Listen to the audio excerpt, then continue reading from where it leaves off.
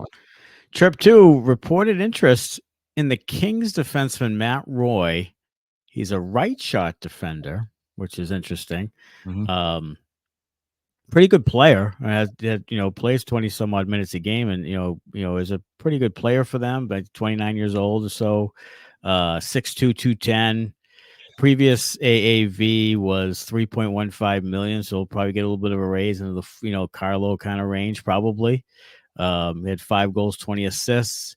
He is a 7th round pick in 2015 as the Bruins continue to stockpile or make up for that some of that travesty. But Roy's a pretty good player. He is a right side guy, and with Peak and Carlo and McAvoy, I really think that the need is on the left. Whether or not Roy can play left, I don't know. But this is an intriguing kind of player. He is. For me, it would be a no, though, for the reasons that you stated. He's a right shot guy. They're pretty set down the right side. I can't see giving, another $4 million for a guy who's essentially probably going to be a third pair guy in Boston. I mean, maybe he supplants Carlo, but that's unlikely. So that's probably a no for me.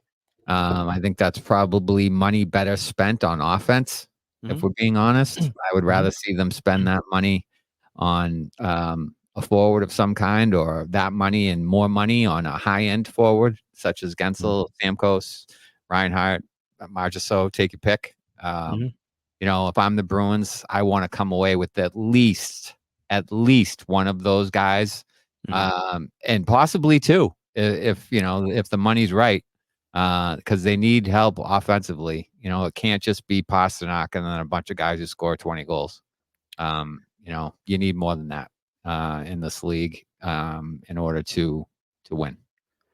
For sure. I mean, you look at the teams now, Florida and Edmonton stockpile with offensive talent. I mean, Dallas, all the teams, Rangers, all the teams that were in there in the Final Four had a ton of offensive talent, and more than the Bruins did, frankly. Yeah. So, they have to shore that thing up. And the Bruins, when they won in 2011, had a lot of talent. I mean, Sagan and Marchand were rookies, and they had Recchi, and they had Horton, and they had Ryder, and they had guys who could put the puck in the net. So, Bergeron, Lucic. I mean, yeah, Jesus.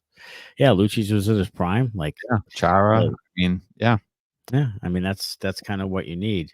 If it's not this year, though, which, the free agent class, a little top heavy, and then kind of is meh. Yeah, I'm with afterwards. You. That's why I really feel like they need to go for the high end guys, because I don't want them spending $4 or $5 million on a mid level guy who's not really worth that kind of money. I don't want to see that. I'd rather them spend 8 on a Gensel, or I mean, who knows what the market's going to bear out? It could be more than that. Do I want them spending 10? Probably not, but I'd like to see them try to grab one of those, top 4 or 5 guys for, 7, 8, 9 million and somewhere in there. And, really make a push for, a guy who's going to be an impact player on the team. Right. Hey, it's Manny from the Bruins Benders Podcast. If you love our content and want to see more from us, please subscribe to the Inside the Rink YouTube channel and visit us at insidetherink.com/Bruins-Benders. Thanks again for all your support. And as always, go Bruins.